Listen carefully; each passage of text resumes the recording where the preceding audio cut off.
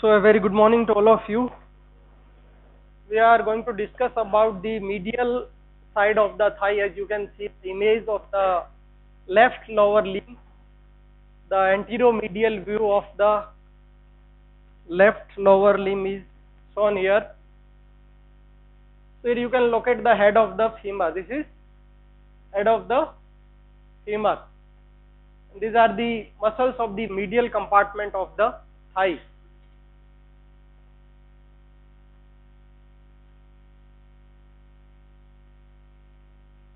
This medial aspect, this is why you can see the vastus medialis. Vastus medialis.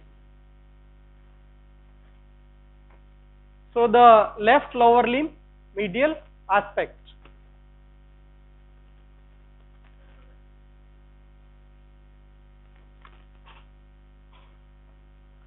Along with muscles, every compartment has its own nerve supply and the blood supply. So this clinical case study is related to the neuromuscular structure of lower limb, particularly the medial aspect of the thigh. So I would request all of you, just read it. Yes, come in.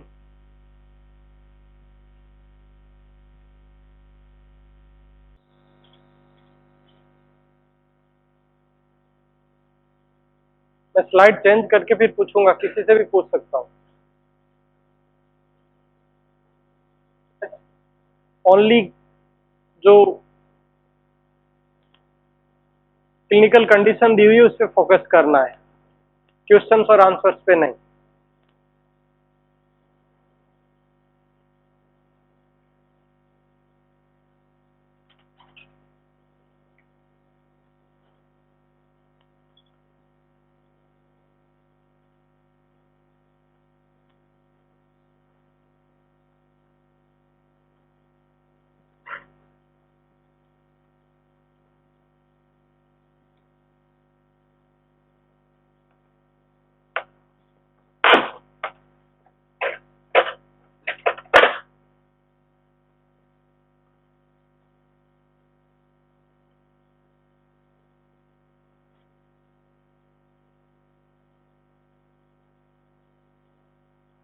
पढ़ लिया सबने?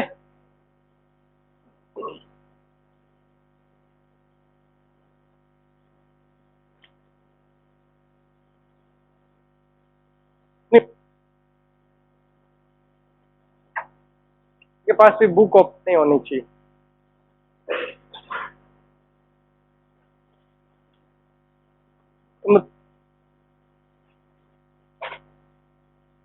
What you have read?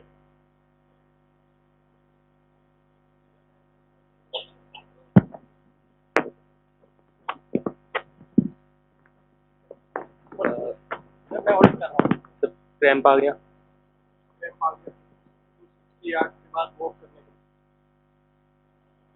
तो sir आर्टीरियोग्राफी में reveal हुआ कि उसकी femoral artery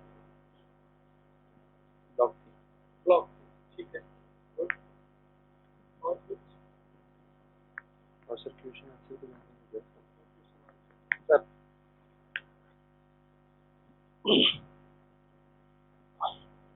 clinical जो दिया है क्लिनिकल कंडीशन को, उसको क्या था? इंटरमिटेंट क्लॉडेकेशन. इंटरमिटेंट क्लॉडेकेशन.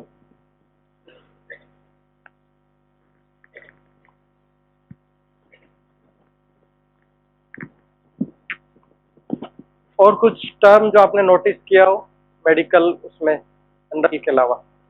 जनरल टर्म्स तो ये है कि he moves some distance, again he feels pain, then take rest, pain is relieved. Muscular ischemia, एक और क्या था? मस्कुलर इस्कीमिया मीन्स मसल्स को प्रॉपर ब्लड सप्लाई नहीं हो रही, कम हो रही, क्योंकि आर्टरी में ब्लॉकेज है. तो क्या होता है?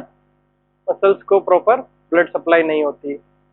थोड़ी देर चलता है, फिर रेस्ट करता है, फिर ब्लड थोड़ा सा इंप्रूव होता है, सर्कुलेशन थोड़ा ठीक है, फिर से लैक्टिक एसिड एक्यूमुलेट होता है, आपने पढ़ा है ये सब तो, है ना, ग्लाइकोलाइसिस और सब, ठीक है, एनारोबिक रेस्पिरेशन और वो, ठीक है, पेन उसी वजह से होता है।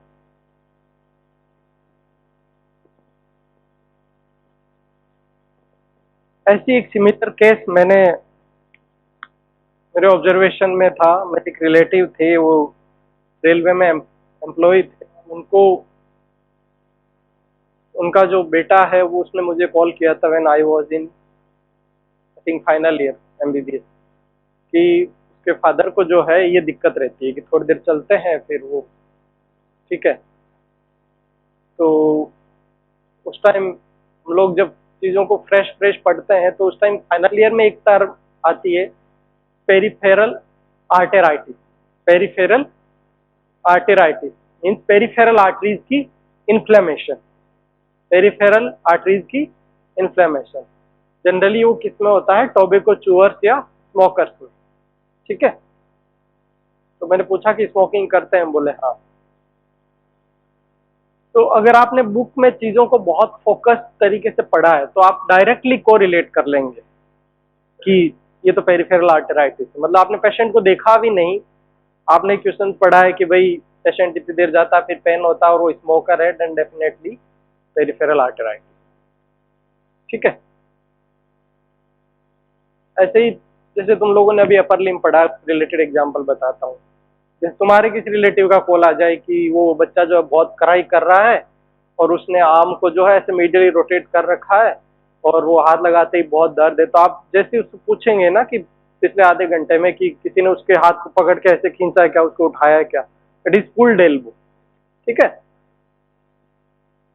तो अगर आप पढ़ रहे हैं और अच्छे से फोकस्ड होकर पढ़ रहे हैं चीज़ों को, तो आपको क्लियरली बहुत सारी चीज़ें आप डायग्नोज कर लेंगे। सिमिलर एक केस था बच्चे का, मेरे रिलेटिव कजन थे, उनका बच्चा था, तो उन्होंने कॉल किया कि उसको जो है वॉमिटिंग हो रही है।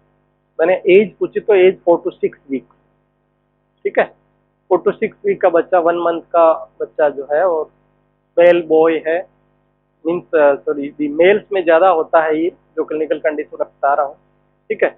और उसको वॉमिटिंग थी, तो मैंने कहा कि वॉमिट क्या, उसको बहुत ऐसे दूर जाके गिर रहा है क्या, प्रोजेक्टाइल वॉमिटिंग है क्या, ठीक है। तो आप बुक्स में जो पढ़ते हैं ना डायरेक्ट, वो बहुत सारी चीजें कोरिलेट होती है। Then it is congenital hypertrophic pyloric stenosis. जो पाइलोरस पार्ट है स्टमक का, that is in between stomach and the duodenum, pylorus की जो मसल्स होती हैं उनकी कंजेनाइटल हाइपरट्रॉफी होती है। तो बच्चा जब फीड करता है तो उसको एपिगेस्ट्रिक रीजन में एक ग्लोबुलर स्वेलिंग होती है, क्योंकि पाइलोरस आगे मिल्क को आगे नहीं जाने देता, ठीक है।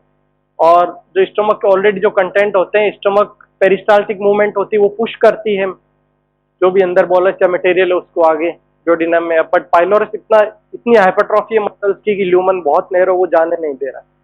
तो क्या होगा कि जो गैस्ट्रोइसोफेजियल जंक्शन है उसकी स्फिंक्टर डायलेट होगी और जो मिल्क है वो एकदम से प्रोजेक्टाइल होके बहुत स्ट्रॉन्ग पेरिस्टाल्टिक मूवमेंट होंगे। उस रेजिस्टेंस को ओवरकम करने के लिए स्टमक क्या करेगा, स्ट्रॉन्ग पेरिस्टाल्टिक मूवमेंट, ठीक है। तो उसमें प्रोजेक्टाइल वॉमिटिंग होगी। तो मैंने उनको फोन पे बोला कि इसको ऑपरेट करना पड़ेगा, समझ रहे हैं। तो आप अगर चीज को पढ़, क्योंकि उसका ट्रीटमेंट वही है, आप जब थ्योरी में पढ़ रहे हैं कि ऐसा ऐसा होता है, फिर उसको ऑपरेट ही करना होता है। तो पेरिफेरल आर्टेराइटिस में भी उसको पेशेंट को क्या होता है, इंटरमिटेंट क्लॉडिकेशन। तो आर्टरी दो तरह से ब्लॉक हो सकती है, एक तो उसके अंदर कोई थ्रोम्बस या एम्बोलस, ठीक है, अंदर से कुछ ब्लॉक हो जाए, कोलेस्ट्रॉल का डिपोजिशन, ठीक है। दूसरा ये है कि आर्टरी की इन्फ्लेमेशन की वजह से आर्टरी की ल्यूमन नैरो हो जाए। तो जो स्मोकर्स होते हैं उनमें क्या होता है, इन्फ्लेमेशन की वजह से ल्यूमन नैरो हो जाता है, ठीक है। और इस केस में जो हमने आर्टियोग्राफी करी तो क्या था, फीमोरल आर्टरी में थ्रोम्बस था, इसलिए उसको इंटरमिटेंट क्लॉडिकेशन था। और जो पेशेंट जिसकी मैं बात कर रहा हूँ स्मोकर था, उसको आर्टिराइटिस था, इन्फ्लेमेशन की वजह से उसका ल्यूमन नैरो हो रहा था। पर इंटरेस्टिंग बात यह है कि जब हमने उनको एडमिट करवाया तो डॉक्टर ने बोला कि जो सर्जन थे रेलवे हॉस्पिटल जोधपुर में, तो उन्होंने बोला कि आपका जो ये है लोअर लिम्ब, इसको एम्पुटेट करना पड़ेगा, काटना पड़ेगा, क्योंकि पेरिफेरल आर्टरीज में इन्फ्लेमेशन ओके फाइब्रोसिस हो गया था, ल्यूमन बहुत नेरो हो गया, बट स्टिल मैंने जब उनको एडमिट कराने के बाद एक दिन देखा, हमने मना कर दिया स्ट्रिक्ट, तो सबने, उनके रिलेटिव ने, मैंने, डॉक्टर्स ने, कि भाई आप स्मोकिंग छोड़ दो। तो मैंने एक दिन देखा कि वो क्या करते थे कि बाहर जैसे वॉक करने जाते थे ना, तो थोड़ी देर चलते, फिर वही लेग में पेन होता, बैठ जाते, बैठ के स्मोक करते, ठीक है, तो 2 मिनट रेस्ट भी हो गया और फिर चलने लग जाते।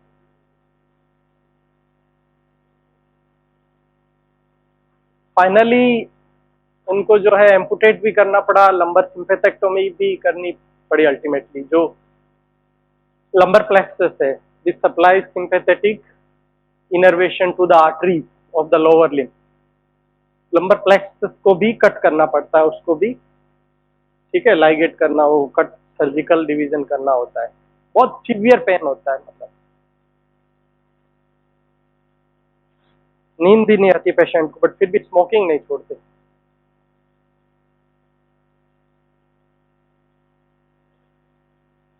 चलिए, so this is intermittent claudication. Chief artery of lower limb is femoral artery, ठीक है, it is continuation of femoral artery। किसका कंटिन्यूएशन? अभी तो तुमने 2 class I think Asha madam और अंकुर दोनों ने ही पढ़ाया है कंटिन्यूएशन में। फ्रंट ऑफ थाई और femoral ट्राइंगल हो गया ना, तो उसमें यही तो पढ़ा होगा तुमने, क्योंकि उस स्मोकर से कम नहीं हो, सिर्फ मजे लेते रहते हो बैठ के, पढ़ते नहीं हो। नहीं, किसका कंटिन्यूएशन है femoral artery? External iliac, good, ठीक है। तो एक्सटर्नल इलियक किसकी ब्रांच है? Common iliac, common iliac, common iliac किसकी है? Abdominal aorta, abdominal aorta. जो देखो, लेफ्ट वेंट्रिकल से एओर्टा राइज होता है, then it makes an arch, ठीक है, क्या बनाता है? आर्च ऑफ एओर्टा, फिर arch of aorta, thoracic aorta, then diaphragm करके एब्डोमिनल, ठीक है, और फिर वो लंबर वर्टिब्री के L3 या L1 के लेवल पे डिवाइड होता है abdominal aorta into 2 common iliac arteries. Then both the common iliac arteries divide into right और left, external iliac and internal iliac, ठीक है। एक्सटर्नल इलियक जो होती है वो कंटिन्यू करती है लोअर लिम्ब की फीमोरल आर्टरी के फॉर्म में, ठीक है, और जो इंटरनल इलियक है that supplies the pelvic organ, किसको करती है? Pelvic, uterus, bladder, rectum, sigmoid colon, ठीक है, इनको ब्लड सप्लाई कौन करता है? इंटरनल इलियक, और एक्सटर्नल इलियक कंटिन्यू होती है femoral artery, and femoral artery then continues into popliteal artery। किसमें? popliteal artery at the back of the knee, and the back of the knee, this area or this fossa is called as popliteal fossa, ठीक है। उसके बाद popliteal artery दो में divide होती है, anti tibial and posterior tibial, tibia के respect में। Then anterior tibial continues at the dorsum of the foot is dorsalis pedis, dorsalis pedis, और posterior tibial at the plantar, sole पे, sole of foot पे, medial and lateral plantar arteries में divide होती है। तो ये arterial tree है। Come to the adductor muscles of the thigh। देखो adductor muscles, लोअर लिम्ब का अडक्शन कैसे होता है? ये, this is abduction and this is adduction, ठीक है। तो अडक्टर मसल्स क्या हिप बोन से राइज होती है, दे insert at the femur,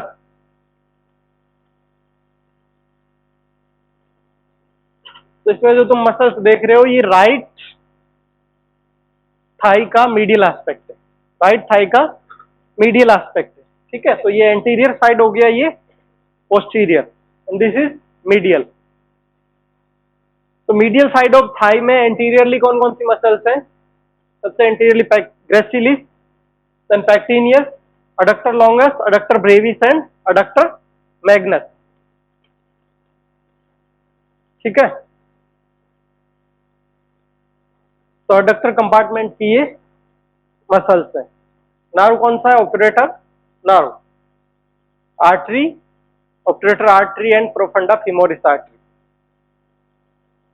profunda brachii थी ना जैसे यहाँ पे, वैसे यहाँ पे प्रोफंडा फिमोरिस है। ये तुम लोगों का इंटरप्ट हो गया, इसलिए हो सकता है कि थोड़ा तुम्हें मुश्किल से समझ में आए इसका origin insertion with respect to upper limb. उसमें तुम्हें पहले से बोन्स पढ़ा दी थी तो थोड़ा इजी हो गया था तुम्हारे लिए। अभी तुम्हारे सीनियर्स के एग्जाम चल रहे हैं तो इसमें प्रैक्टिकल इंटरप्ट हो गए हैं तुम्हारे, तो उसमें बोन्स नहीं हो पाई है। बट अगर थोड़ा सा ओरिएंटेशन रखेंगे कि हम मीडियल एस्पेक्ट ऑफ थाई की बात कर रहे हैं, तो जो हिप बोन है, हिप बोन के एंटीरोमीडियल एस्पेक्ट से मसल्स अराइज होती है, they run downwards and laterally and get inserted at the posterior-medial aspect of the femur, posterior-medial aspect of femur, जैसे ये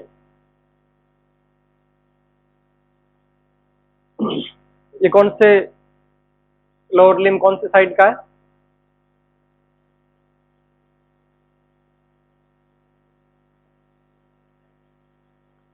मैं इतना बता दूं कि ये फ्रंट व्यू है, तो कौन सा होगा फिर?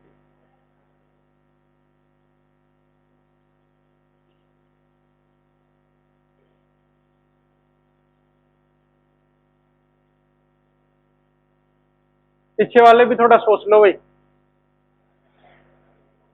Right, sure.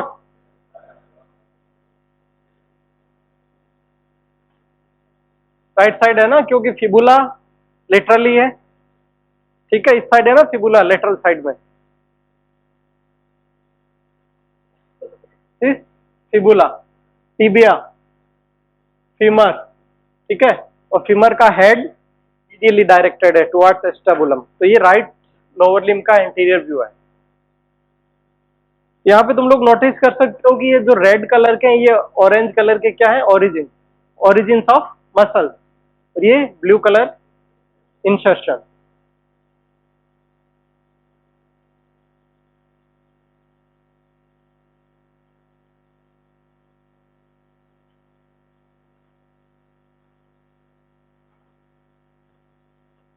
ये मैंने भी तुम्हें थोड़ा, ये एक्चुअली में लेफ्ट साइड का पोस्टीरियर व्यू है, लेफ्ट साइड का पोस्टीरियर व्यू है, ठीक है।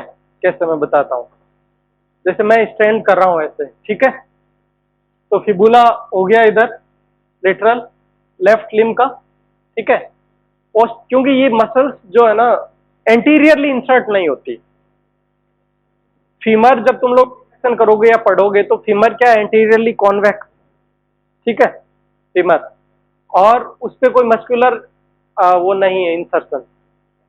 मसल्स के जितने भी इंसर्शन है या तो मीडियल एस्पेक्ट पे है या पोस्टीरियर एस्पेक्ट ऑफ फीमर पे।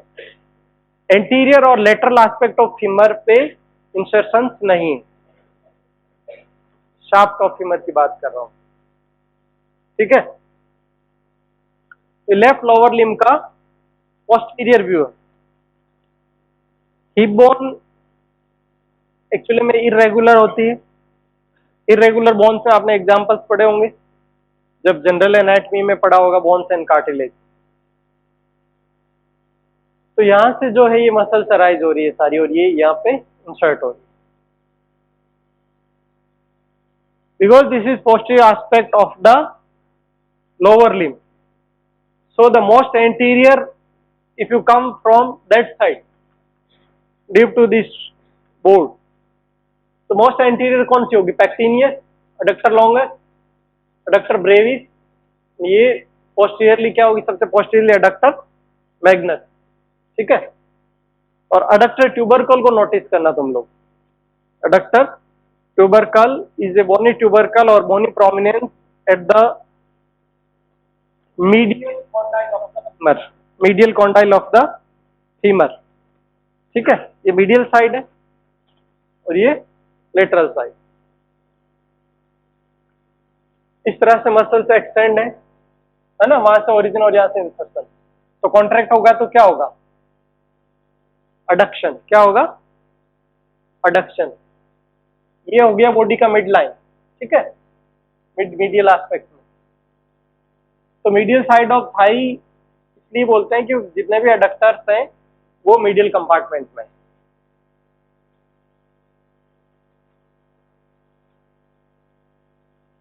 पेक्टिनियस कहां से ओरिजिनेट हो रहा है, पेक्टेन प्यूबिस। कहां से हो रहा है, pecten pubis. Adductor longus body of pubis से, एंड अडक्टर ब्रेविस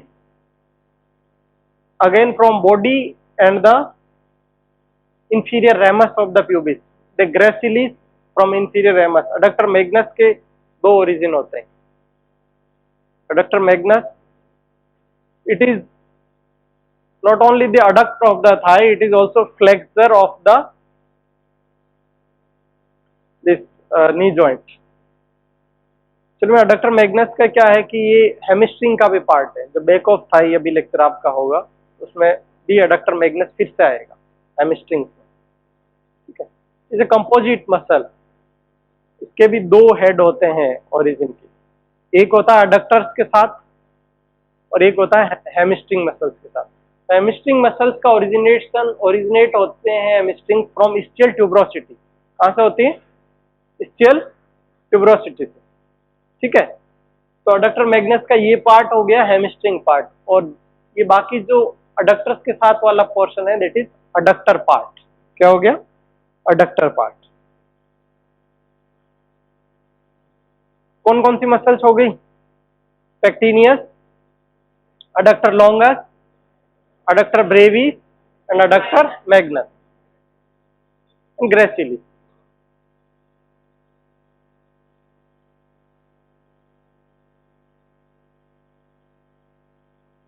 चलिए अब एक एक इंडिविजुअल मसल्स को देखते हैं, कहां से ओरिजिनेट हो रही है और कहां से कहां इंसर्ट हो रही है।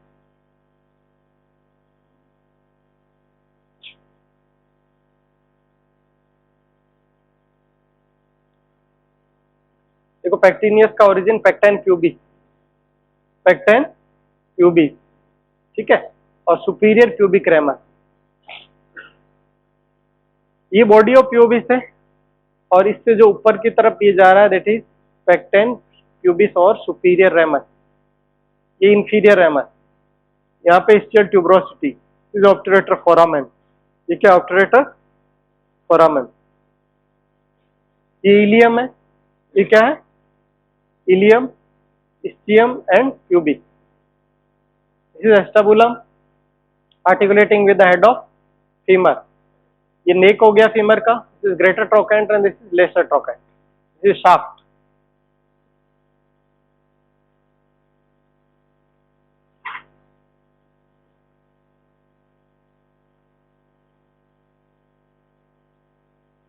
पेक्टिनियस की डायरेक्शन देखो आप, यहां से ओरिजिनेट होके इस तरह से, ठीक है, यहां से ओरिजिनेट होके डाउनवर्ड्स एंड लेटरली रन कर रहे हैं पेक्टिनियस के फाइबर,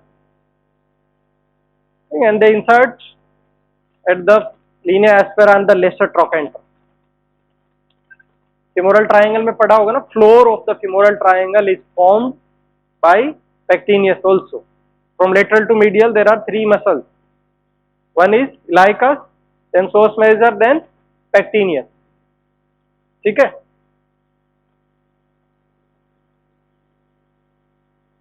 ये पेक्टिनियस का हो गया, और ये अडक्टर लॉन्गस। देखो अडक्टर लॉन्गस इस तरह से, अडक्टर ब्रेविस जो होगी वो शॉर्ट मसल होगी। लॉन्गस और ब्रेविस का तो कॉन्सेप्ट अब तुम्हें पता चली गया होगा ना। लॉन्गस ये है तो ब्रेविस यहाँ पे होगी, नेक्स्ट इमेज में दिखेगी, यहाँ से ओरिजिनेट करेगी और यहाँ पे इंसर्ट, तो वो होगी शॉर्ट, और ब्रेविस ये होगी लॉन्गस। और इनके भी डीप में और पोस्टीरियरली जिसका इंसर्शन होगा ऊपर से लेके नीचे तक। ये इंटीरियर व्यू है राइट का इंटीरियर व्यू है। इंसर्शन मीडियली होते हैं, पोस्टीरोमीडियली, ठीक है, पोस्टीरोमीडियली, क्योंकि शाफ्ट राउंडेड है, शाफ्ट ऑफ फीमर जो वो क्या है, राउंडेड है, वो उसको आप 2D इमेज में नहीं डिस्क्राइब कर सकते यहाँ पे।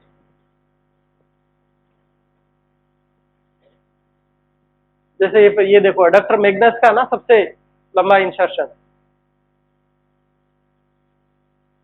इसका है, adductor Magnus. Posterior aspect of femur पे जो तुम लोग जब बोन देखोगे स्केलेटन में या बोन अलॉट करवा के पढ़ोगे तो तुम्हें यहाँ पे एक बड़ी सी प्रोमिनेंट लाइन दिखेगी, that is called as linea aspera. क्या होती है लीनिया एस्पेरा? मिडल में, शाफ्ट के पोस्टीरियर में और मिडल में क्या होती है लीनिया एस्पेरा। उसके क्या होते हैं लीनिया एस्पेरा का, ये इस तरफ मीडियल एस्पेक्ट है तो ये मीडियल लिप हो जाएगा और इधर लेटरल लिप, जैसे बाइसिपिटल ग्रूव में पढ़ा होगा medial lip and lateral lip. Similarly Linnaea aspera का भी medial lip, lateral lip and intermediate area, ठीक है।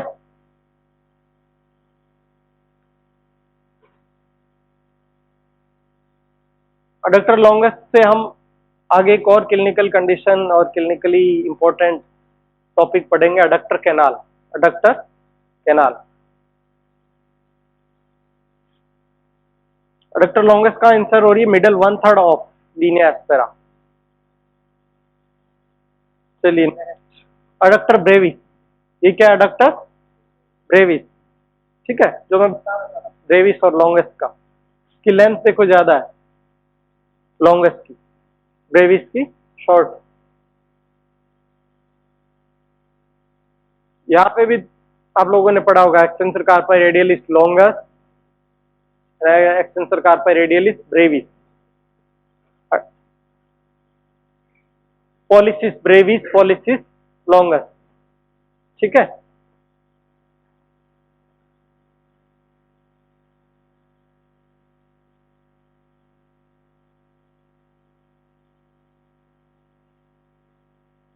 ऑपरेटर एक्सटर्नस ऑल्दो इस इमेज में है बट वो इसका अडक्टर कंपार्टमेंट का पार्ट नहीं है।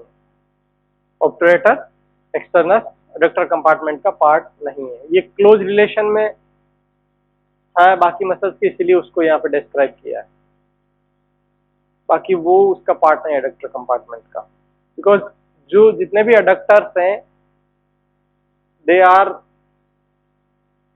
Either adductors along with the medial rotator of the thigh, medial rotator। Obturator external rotation या लेटरल रोटेशन करता है थाई।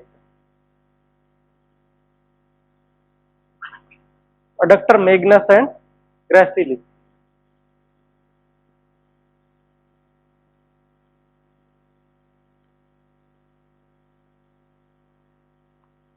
ग्रेसिलिस का इंसर्शन देखो, सारे अडक्टर्स कहाँ पे, फीमर पे इंसर्ट हो रहे थे, ठीक है। ग्रेसिलिस कहाँ हो रहा है, टीबिया पे, ठीक है, कहाँ इंसर्ट हो रहा है, टीबिया पे। तो ग्रेसिलिस का क्या एक्शन होगा, नी जॉइंट पे भी होगा, कोई भी मसल जिस जॉइंट को क्रॉस करती है वहां पे वो मूवमेंट प्रोड्यूस करती है। जैसे कि तुमने पढ़ा होगा फ्लेक्सर डिस्टॉर्म सुपरफिशियली, वो इंसर्ट तो हो रही है टर्मिनल फेलिंग्स पे, बेस ऑफ टर्मिनल फेलिंग्स पे, बट उसके एक्शन से रिस्ट का भी फ्लेक्शन होता है क्योंकि वो इस जॉइंट को क्रॉस कर रही है, ठीक है। किसी जॉइंट पे अगर मूवमेंट प्रोड्यूस करना है तो मसल को क्या करना होगा, उसको क्रॉस करना होगा। तो यहाँ पे ग्रेसिलिस क्या है, फ्लेक्शन ऑफ नी भी करेगी, क्या करेगी, flexion of knee joint along with adduction. कैसे, जैसे कि ये अबडक्टेड है, नी एक्सटेंड है, तो ये तो यहाँ पे ग्रेसिलिस सिर्फ क्या कर रही है, आपका अडक्शन में पार्ट कर रही है, ये फ्लेक्शन में भी हेल्प कर रही है इस तरह, ठीक है, समझ गए। ग्रेसिलिस तो आपको जब डिसेक्शन करोगे तो पोस्ट मीडियली इस तरह से स्ट्रैप लाइक मसल होगी, एकदम स्ट्रैप लाइक वर्टिकल, ठीक है। और अडक्टर मैग्नस इस तरह से। तो अडक्टर मैग्नस के इंसर्शन में एक चीज नोटिस करो तुम लोग, ये गैप जो उसका इंसर्शन हो रहा है उसमें एक गैप है, ये बहुत इंपॉर्टेंट, ठीक है, ये बहुत इंपॉर्टेंट। क्यों ये कि क्योंकि देखो जो दोनों फाइबर्स है ना इसके, ये तो हो गए अडक्टर फाइबर, कौन से हो गए, अडक्टर कंपार्टमेंट के फाइबर्स, और ये हैमस्ट्रिंग पार्ट, है हैमस्ट्रिंग पार्ट। इस गेप को क्या बोलते हैं, osseo aponeurotic gap, osseo aponeurotic gap means bone और एपोन्यूरोसिस। ये ग्रीन कलर का दिख रहा है एपोन्यूरोसिस, यहां से आपकी फिमोरल आर्टरी पास होती है बैक ऑफ द नी पे, कहाँ जाती है, बैक ऑफ द नी पे, and continues as the popliteal artery at the back of the knee or the popliteal fossa.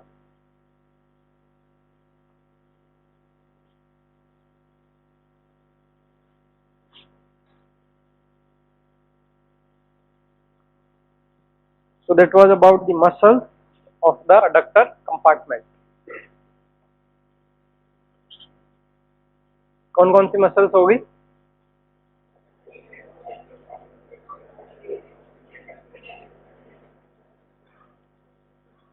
ठीक है। So come to the nerve of this compartment. Nerve is the obturator nerve, ठीक है। Root value is L2, 3 and 4. Ventral division of the anterior primary rami of the L2, 3 and 4. के बाद ये nerve जो है spinal, जो L2, 3, 4 root spinal nerves होती है, they join to form the obturator nerve. This runs at the periphery of the pelvis, inside the pelvis, periphery पे run करती है, then comes out into the thigh after crossing the obturator foramen. Obturator foramen हमने देखा था hip bone में, ऑक्यूरेटर foramen, चौबलेट foramen से ये बाहर आती है थाई में, eight the medial aspect of Thai, and it divides into two, anterior division and the posterior division, ठीक है। तो इसमें तुम देख सकते हो एंटीरियर डिवीजन सबसे पहले किसको दे रहा है, एक ट्विग हिप जॉइंट को, किसको दे रहा है, twig to the hip joint, ठीक है। देन पैक्टिनियस, ठीक है, then adductor brevis, adductor longus, क्योंकि एंटीरियरली तो यही है तीनों, है कि नहीं।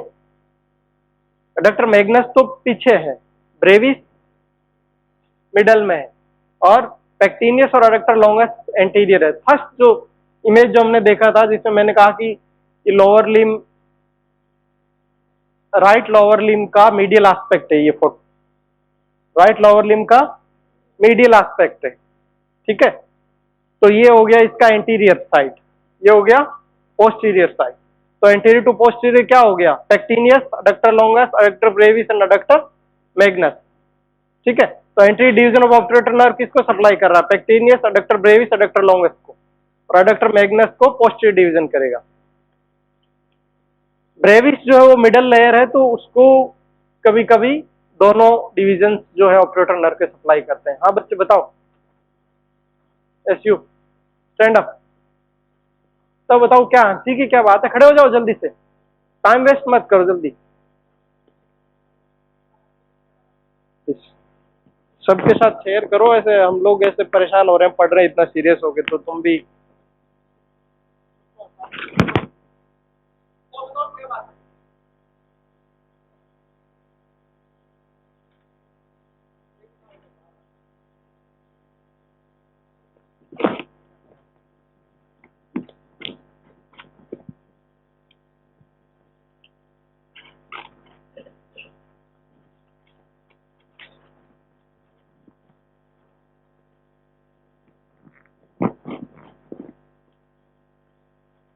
जल्दी करो बच्चे। तो देख, इधर आ जाओ सामने, इस पे ऑडियो इस तरफ। बताओ क्या बात है, सबको बताओ क्या इश्यू था, हंसने की क्या बात थी, सबको बताओ। सब लोग हंसे, तुम अकेले अकेले क्यों मजे ले रहे हो? What's your name? विदुषी। शुरू में 3-4 बार मैंने इग्नोर किया है।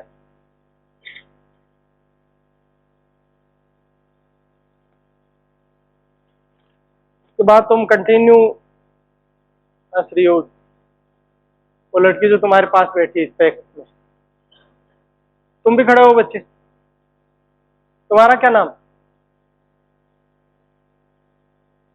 आई थिंक तुम दोनों ने लेट ज्वाइन किया है। लेट ज्वाइन किया है ना, ये तुम लोग उस फ्लो में नहीं आए हो, या तुम्हें पता नहीं कि डिसिप्लिन रखना है या नहीं रखना है। वहां उधर गेट के पास खड़े हो जाओ उस तरफ। So this image is showing the medial side of the right thigh. Medial side of the right thigh. तुम भी बाहर आ जाओ, इधर खड़े हो जाओ इस तरफ, इस corner. Medial side of the right thigh. तो सबसे इंटीरियर क्या है? Pectineus and adductor longus. फिर the adductor brevis और posterior adductor magnus.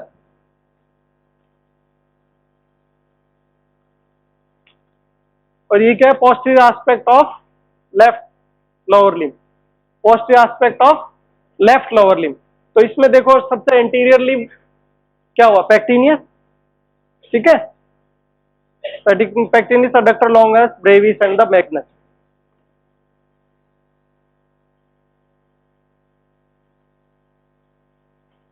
किसी को कंफ्यूजन?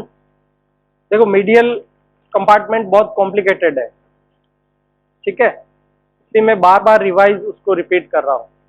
उसमें तुम जब आर्टरीज पढ़ोगे, आर्टरी का कोर्स पढ़ोगे, तो उसको तुम थोड़ी देर बाद छोड़ दोगे, क्योंकि it describes like medial circumflex femoral artery runs between the adductor brevis and the adductor longus.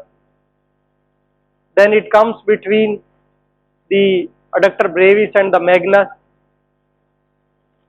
Then it divides into ascending and descending and the transverse branches, ठीक है। फिर ascending branch का वो बताएगा कि it runs into in between the pectineus and the adductor brevis first. Anteriorly it is the pectineus, posteriorly it is the brevis. तो वहां confusion होगा, इसलिए मैं तुम्हें बार बार उसको रिवाइज करवा रहा हूं, ठीक है।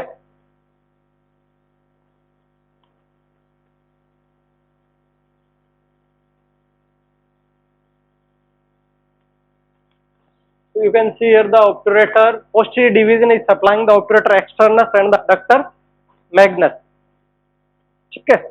फिर उसके बाद दोनों डिविजन्स का टर्मिनली क्या हो रहा है? टर्मिनेशन देखो कैसा हो रहा है। ये जो है anterior division is supplying skin on the medial aspect of thigh, skin on the medial aspect of thigh को सप्लाई कर रहा है।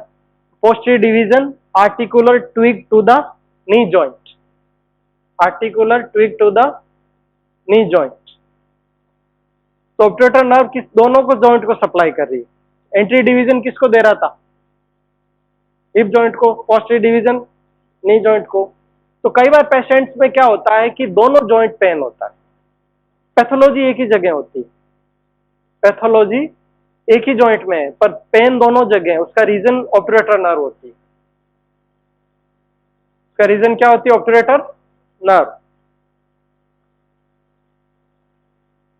तो किसी भी नर्व की जो पेरिफेरी है, जहां उसको जो उसका सप्लाई करने वाला एरिया है, वहां पे अगर कुछ स्मॉल एरिया के अंदर पेनफुल स्टिमुलस या कोई पैथोलॉजी है, तो वो पूरा नर्व का जो एरिया होगा वहां पे वो प्रेजेंट कर सकता है पेशेंट, ठीक है। इसको बोलते हैं रेफर्ड पेन। क्या कहते हैं? Referred pain. पेन रेफर हो गया क्योंकि वो उसको भी सप्लाई कर रही है, उसको भी कर रही। तो किसी एक जगह पैथोलॉजी है तो दूसरी जगह भी पेन फील होता है पेशेंट को, ठीक है।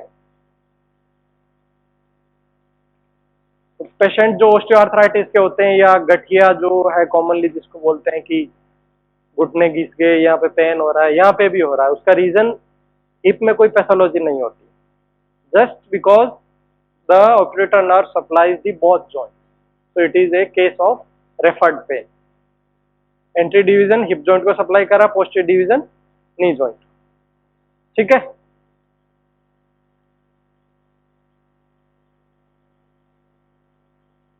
एक्सेसरी ऑपरेटर नर्व तो कुछ अलग से पढ़ने की जरूरत नहीं है, बस ये ध्यान रखना कि ये 30% केसेस में हो सकती है accessory operator nerve. Accessory operator nerve होती है और जो ऑपरेटर आर्टरी होती है उसके कॉरेस्पॉन्डिंगली एबनॉर्मल ऑपरेटर आर्टरी होती है, नॉट एक्सेसरी ऑपरेटर आर्टरी, ये ध्यान रखना। तो तुम्हारे प्री पीजी में कंफ्यूज कर सकते हैं, अभी तो नहीं पूछते, यूजी लेवल पे आपको इतना डेप्थ में नहीं पूछते, ज्यादा ऑपरेटर नर्व पूछ सकते हैं, वो भी नहीं पूछते, जनरली फीमोरल नर्व का ही रिपीटेडली क्वेश्चन आता है, ठीक है। बट एक्सेसरी ऑपरेटर नर्व तो नहीं जाते इतना डेप्थ में यूजी के लिए, बट प्री पीजी या नेक्स्ट का जो भी एग्जाम होगा उसमें आप कंफ्यूज हो सकते हैं। तो ऑपरेटर आर्टरी और ऑपरेटर नर्व, ठीक है, ये बड़ी स्ट्रक्चर्स हैं, बड़े एरिया को कवर करती है और ऑलमोस्ट ऑल दी सब्जेक्ट्स जो हैं उनमें सब में ये प्रेजेंट होते हैं। Accessory operator nerve and abnormal operator artery, ठीक है, ये दोनों टर्म्स को मिक्स मत कर देना। ऑपरेटर आर्टरी के आगे क्या लगता है? Abnormal. Operator nerve is accessory, ठीक है। एक्सेसरी ऑपरेटर नर्व 30% इंडिविजुअल्स में होती है, सिमिलर केस ही एबनॉर्मल ऑपरेटर आर्टरी का होता है। बट एक्चुअली में एबनॉर्मल ऑपरेटर आर्टरी के साथ क्या होता है कि उसके डैमेज होने के चांसेस बहुत ज्यादा होते हैं, डैमेज ड्यूरिंग सिजेरियन सेक्शन, ठीक है। सिजेरियन सेक्शन या फिर जो पेल्विक प्रोसीजर्स जो होते हैं, पेल्विस लोअर सर्जरीज होती है, अगर 30% केसेस में है, इसको मतलब 3 में से 1 में होगा, ठीक है। तो अगर किसी लेडी के अंदर एबनॉर्मल ऑपरेटर आर्टरी प्रेजेंट है तो एक्स्ट्रा कॉशन रखना होता है पेल्विक प्रोसीजर्स में, नहीं तो उससे ब्लीडिंग हो जाता है, वो कट जाती है, ठीक है। अगर सर्जन अवेयर नहीं है एबनॉर्मल ऑपरेटर आर्टरी और उसके कोर्स की कि उसका कॉस्ट क्या होता है एबनॉर्मल ऑपरेटर आर्टरी का, तो फिर इंजरी और ब्लीडिंग के चांसेस बहुत ज्यादा होते हैं, ठीक है।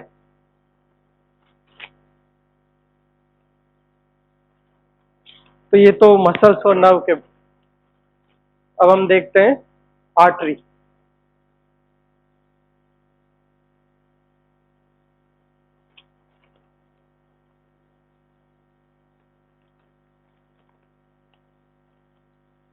देखो ऑब्टुरेटर आर्टरी जो होती है वो ब्रांच होती है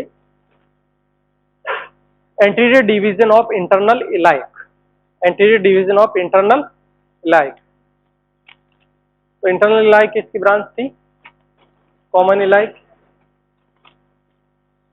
anterior division of internal iliac जो है वो ज्यादातर स्ट्रक्चर्स, पेल्विक स्ट्रक्चर्स को सप्लाई करता है, bladder, uterus, ovary, sorry ovary को डायरेक्ट आता है एओर्टा से, ovarian and testicular arteries they are direct branches from the aorta.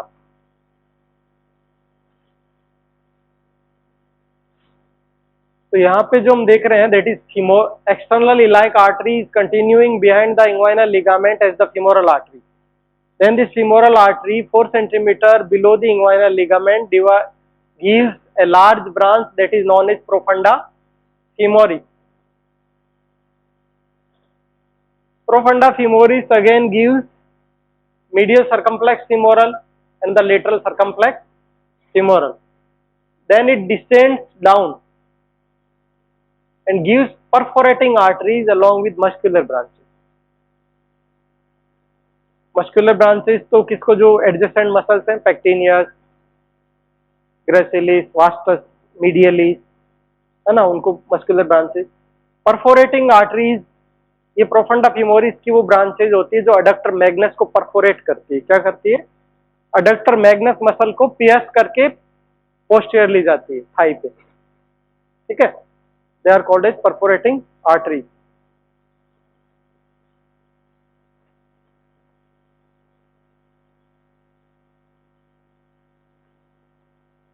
और ये फीमोरल आर्टरी कंटिन्यू हो जाती है और अडक्टर हाइटस से ये कहाँ एंटर करती है? पॉप्लिटियल फोसा में करती पॉप्लिटियल एज पॉप्लिटियल आर्टरी, ठीक है।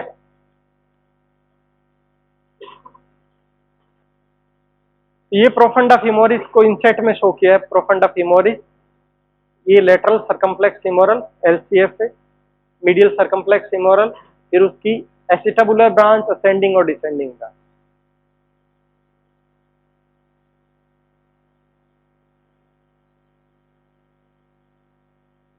देखो यहाँ पे जो एंटीरियर पोस्टीरियर सर्कम्प्लेक्स ह्यूमरल थी वो खुद की एक्सिलरी आर्टरी की ही ब्रांचेस थी, ठीक है, प्रोफंडा ब्रेकाई की नहीं। बट यहाँ अलग है, यहाँ पे जो एंटीरियर पोस्टीरियर ये लेटरल और मीडियल सर्कम्प्लेक्स फीमोरल है, circumflex humoral and circumflex femoral. Circumflex का मतलब वाइंड अराउंड, ठीक है। सर्कम्प्लेक्स फीमोरल किसकी है? प्रोफंडा।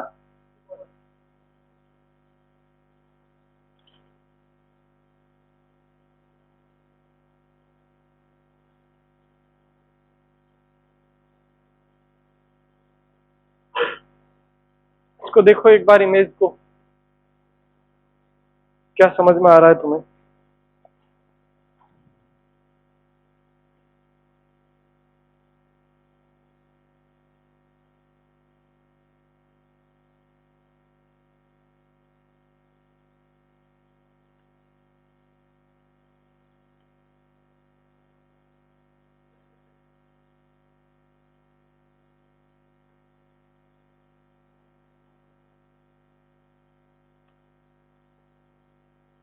फीमोरल ट्रायंगल तुम लोगों ने पढ़ लिया। ये डॉटेड लाइन किसको शो करती? Inguinal ligament. गुड, किसको करती? Inguinal ligament. और ये medial boundary adductor longus, adductor longus, lateral boundary sartorius, ठीक है। तो ये पूरा सार्टोरियस है ये। और अडक्टर हाइटस कहाँ होता है? अभी पढ़ा था हमने, adductor hiatus. Hiatus means opening. Hiatus का लिटरल मीनिंग क्या? ओपनिंग, ठीक है। तो अडक्टर हाइटस कहाँ होता है?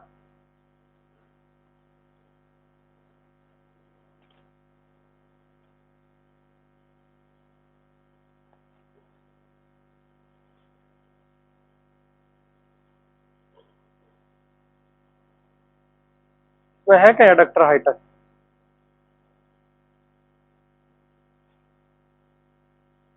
ये देख रहे हो?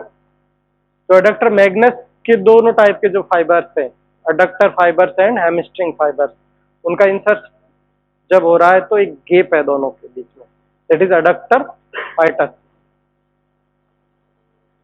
ओस्टियोपोनेरोटिक gap within two type of fibres of adductor magnus, ठीक है। इसको क्या बोलता है? Adductor hiatus. तो यहां से क्या होता है कि यहां से फीमोरल आर्टरी पॉप्लिटियल फोसा में आती, दिस इज फ्रंट ऑफ नी, ये क्या? बैक ऑफ नी। तो यहाँ से फीमोरल आर्टरी उस साइड में फ्रंट में है तो यहाँ पे बैक में आती है, ठीक है। यहाँ पे जैसे मैं इसमें, इसमें दिख रहा है बैक में जा रही है ना, ये डॉटेड लाइन जो शो कर रही है बैक ऑफ नी पे, इसको बोलते हैं अडक्टर हाइटस। तो ये जो स्केच है ये क्या शो कर रहा है कि फीमोरल ट्राइंगल का जो एपेक्स है that continues into the adductor canal, ठीक है, and the lower part of the adductor canal through adductor hiatus continues into the popliteal fossa. Sketch का पर्पज ये है। और उसमें जो स्ट्रक्चर जो इसमें कंटिन्यू हो रही है वो कौन सी? Femoral artery. पहले फीमोरल ट्राइंगल में रन करती है, then adductor canal, then into popliteal fossa.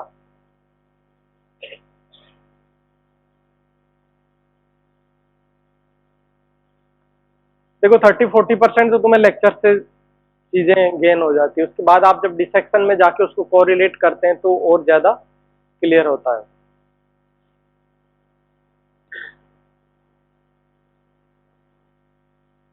So here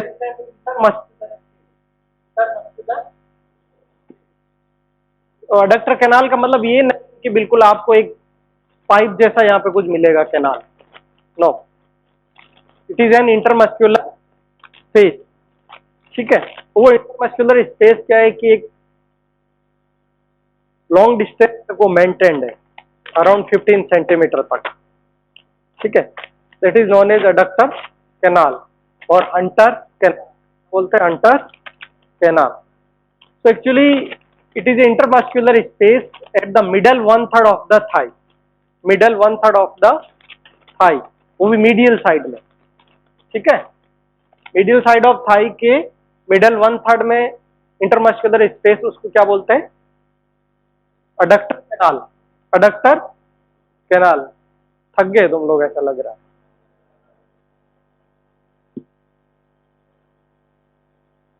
but दो ही थे, मीडियल साइड ऑफ थाई और adductor canal. Medial side of आपके इतना एग्जाम में नहीं आता, बट अडक्टर कैनाल तो बहुत इंपॉर्टेंट है, बिकॉज देयर वाज, इसको अडक्टर कैनाल को हंटर्स कैनाल भी कहते हैं। क्या कहते हैं? Hunters canal. और दी सब सार्टोरियल कैनाल, सब सार्टोरियल कैनाल, क्योंकि ये सार्टोरियस के नीचे, सार्टोरियस के डीप में होती है, इसलिए इसको सब सार्टोरियल कैनाल भी बोलते हैं और हंटर कैनाल भी बोलते हैं।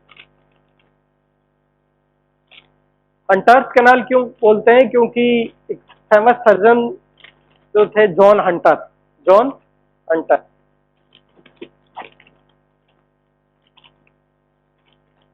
So he was operating a case of popliteal aneurysm. Popliteal aneurysm. क्या होता है popliteal aneurysm? What is aneurysm? Aneurysm means localized dilatation of an artery. Localized dilatation of an artery means जो artery है उसके कुछ पार्ट के अंदर dilate हो गई वहां से। रीजन क्या होता है? Structural defect. स्ट्रक्चरल डिफेक्ट, कोई इन्फेक्शियस पैथोलॉजी नहीं है। जो मस्कुलर वॉल होती है उसकी, आर्टरी की मस्कुलर वॉल के अंदर डिफेक्ट होता है। तो मस्कुलर वॉल में डिफेक्ट होगा तो क्या होगा? डायलेट हो जाएगा।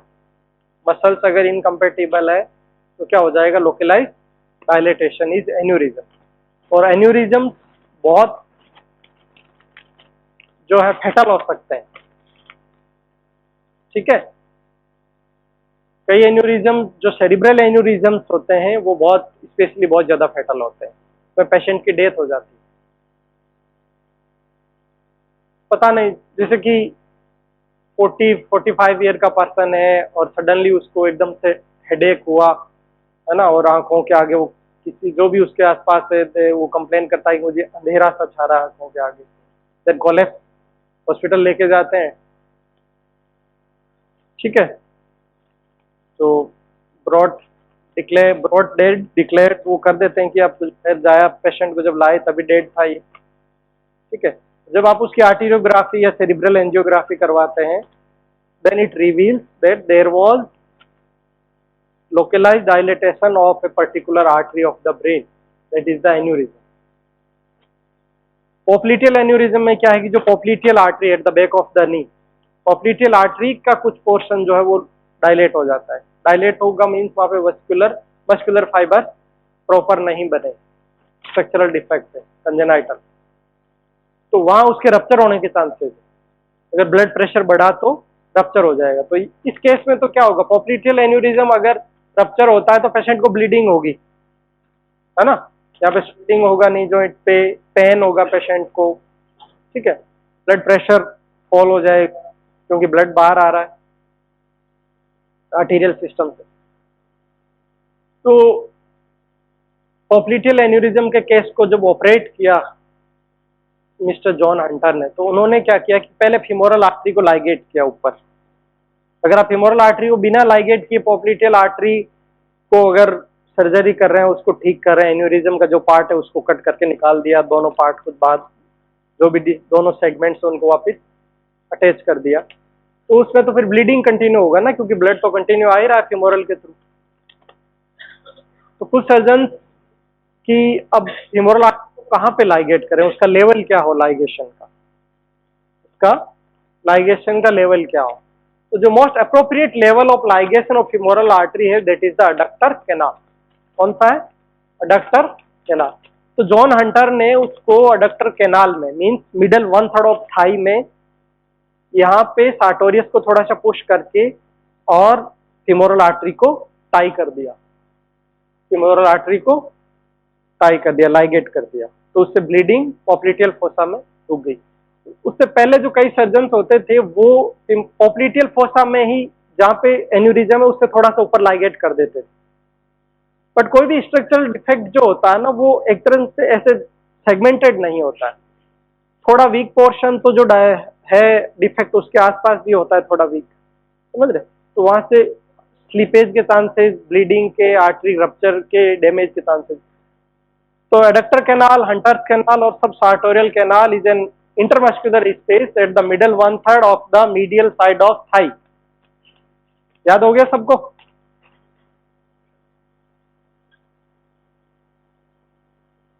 अडक्टर कैनाल, सब सार्टोरियल कैनाल और hunters canal, intermuscular space at the medial side of the middle 1/3 of thigh. ठीक है, इस पे डायरेक्ट शॉर्ट नोट आता है, डायरेक्ट अडक्टर कैनाल पे फ्रीक्वेंटली शॉर्ट नोट आता है।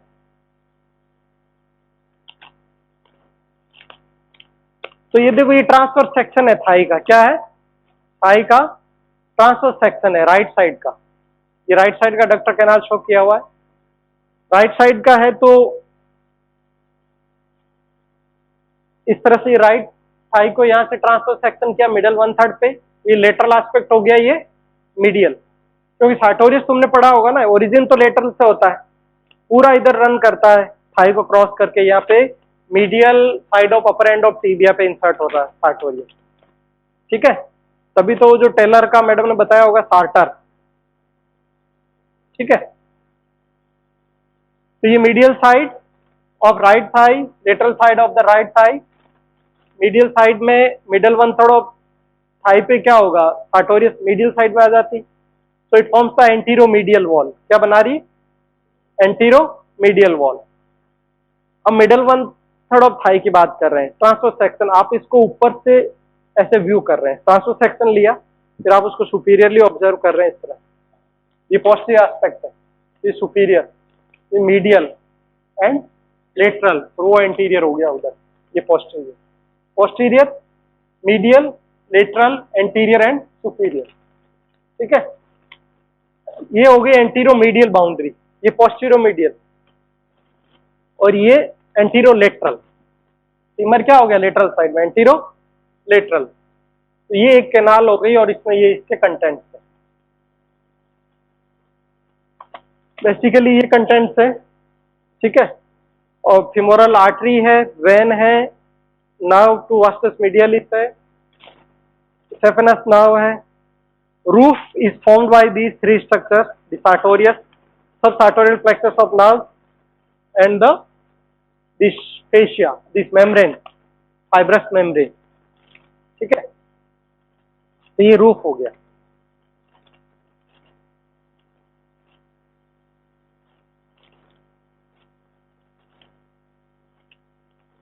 कंटेंट्स हमने देखे थे, femoral artery, when, saphenous nerve, ये तीन तो मेन कंटेंट होते हैं। इसके साथ नर्व टू वास्टस मीडियलिस है और ऑब्टूरेटर नर्व के डिविजन के अपर पार्ट में स्पेशली।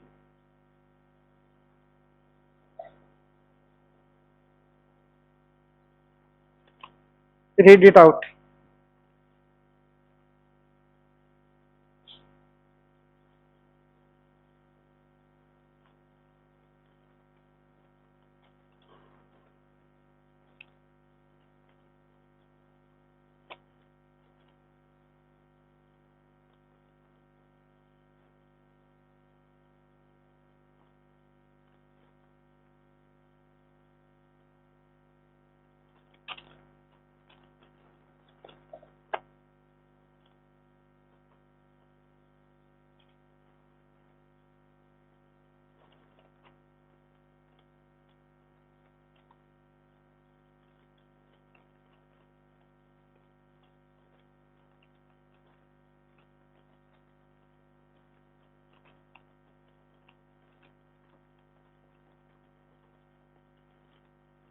ठीक है, किसी को कोई इश्यू इससे रिगार्डिंग, डक्टर कनाल से रिलेटेड कोई क्वेश्चन या इस प्रोसीजर से रिलेटेड कोई क्वेश्चन?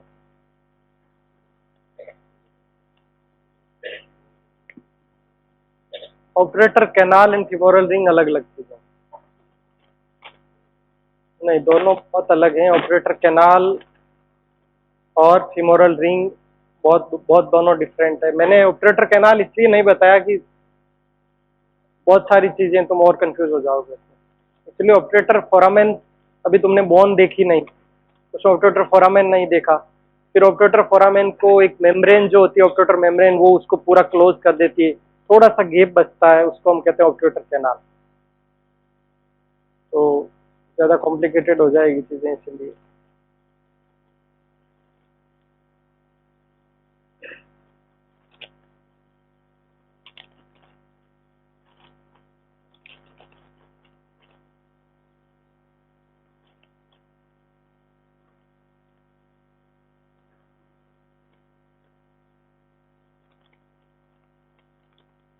अच्छा, लोअर लिम्ब की अगर ब्लीडिंग है सपोज, जैसे मैंने अपर लिम्ब में भी बताया था, जब मैंने आर्म, फ्रंट ऑफ आर्म का लेक्चर मैंने लिया था, तो मैंने बताया कि अगर अपर लिम्ब में आपकी ब्लीडिंग हो रही है, ठीक है, तो आप कहाँ कंप्रेस करेंगे? ऑब्वियसली जहाँ ब्लीडिंग होती है उसके ऊपर के लेवल पे ही कंप्रेस करेंगे हम आर्टरी को। तो अपर लिम्ब के लिए तो ये था, मिड ऑफ द आर्म पे आप ब्रेकियल आर्टरी को अगेंस्ट ह्यूमरस कंप्रेस करेंगे, ठीक है।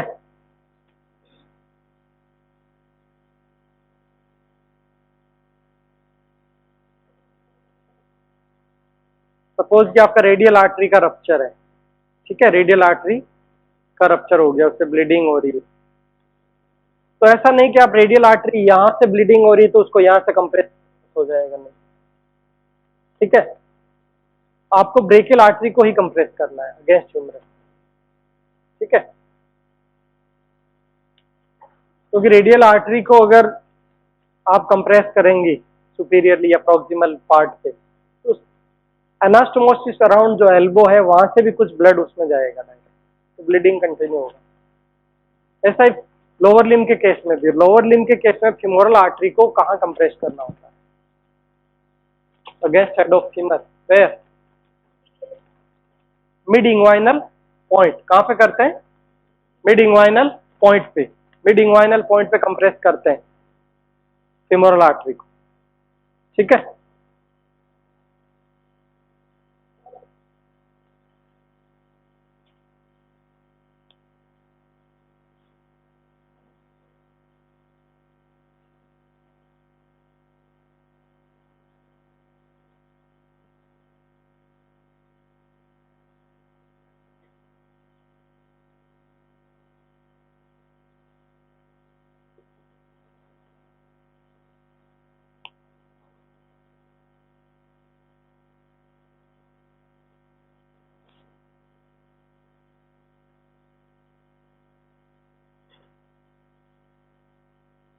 एनाटॉमी में भी बहुत काम की फीमोरल आर्टरी और कॉमन कैरोटिड, जो हम कैडेवर के अंदर फॉर्मेलिन इंजेक्ट करते हैं, फॉर्मेल्डिहाइड, टू प्रिजर्व देम, वो भी दो रूट से करते हैं, कॉमन आर्टरी और femoral artery. Procedure is called as embalming, ठीक है। तो एम्बामिंग फीमोरल आर्टरी से भी करते हैं, इसको पढ़ लो एक बार। फिर फीमोरल आर्टरी से ब्लड सैंपल्स भी लेते हैं। आर्टरी से ब्लड सैंपल लेना काफी रिस्की भी होता है, ठीक है, क्योंकि आर्टरीज के अंदर प्रेशर बहुत ज्यादा होता है। अगर आपने पंक्चर कर दिया, ठीक है, आर्टरी को, तो कई बार क्या होता है कि शुरू शुरू में जो इंटर्न होते हैं, जैसे नॉर्थ इंडिया में तो इंटर्न्स काम नहीं करते, दे आर जस्ट बैठ के बुक्स पढ़ते हैं। नॉर्थ इंडिया के हालात बहुत खस्ता है, मतलब इंटर्नशिप के रिगार्डिंग आप देखें तो क्या कि पीजी की तैयारी में लगे रहते, कभी जाके पेशेंट नहीं देखते। साउथ इंडिया में या एम्स जैसे इंस्टीट्यूशंस में क्या, जब आप इंटर्नशिप में होते हैं ना, तो वार्ड, पेशेंट, आईपीडी आपको ही संभालना है पूरा, आपको हेल्प करने के लिए सीनियर रेजिडेंट होंगे जो पीजी कर चुके हैं और कंसल्टेंट, ठीक है, वो तो बहुत कम आते हैं। इंटर्न्स मैंने देखा है एम्स में, फाइनल एमबीबीएस जैसे क्लियर किया बच्चा इंटर्न में आया, वो पूरा बोर्ड वही देखता है।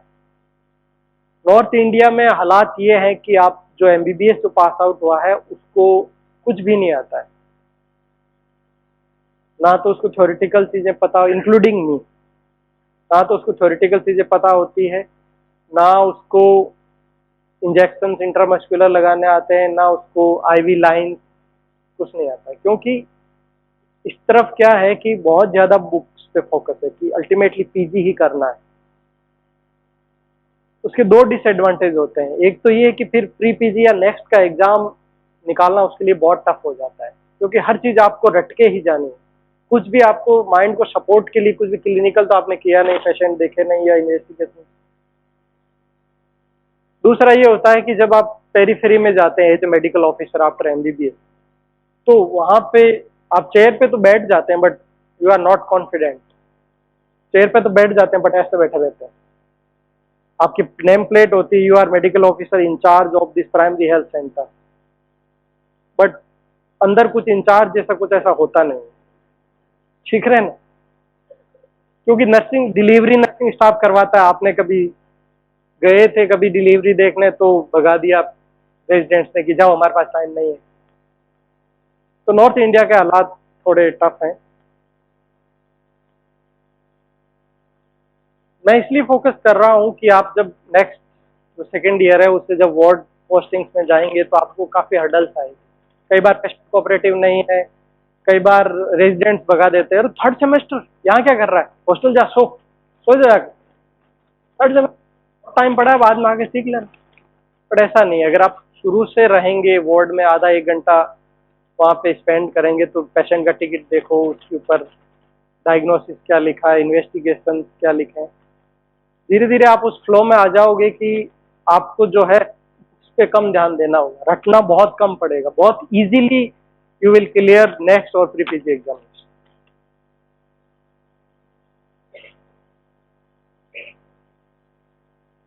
ठीक है, साउथ के बच्चे या एम्स के बच्चे पूरे साल मतलब 24 आवर्स में से उनके 20 आवर्स ऑलमोस्ट वार्ड में बीतते हैं, फिर भी वो प्री पीजी निकाल लेते हैं इंटर्न्स के साथ।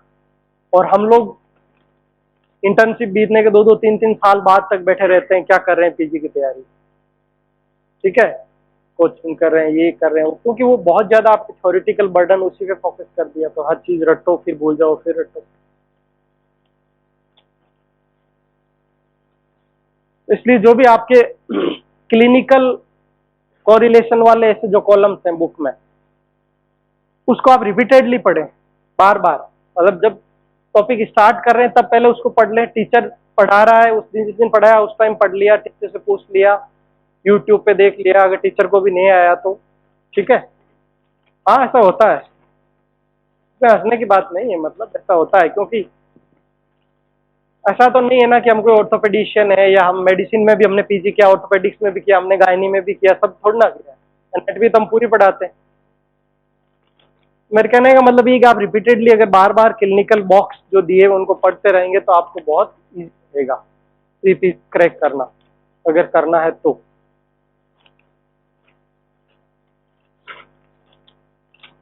बैठ जाओ बच्चों।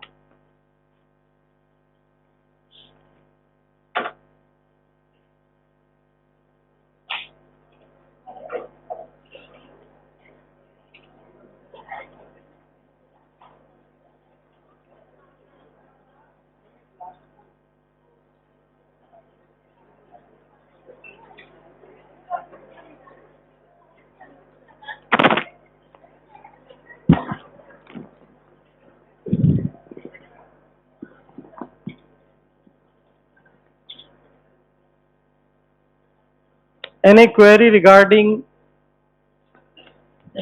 lower limb, front of thigh, medial side of thigh, popliteal fossa?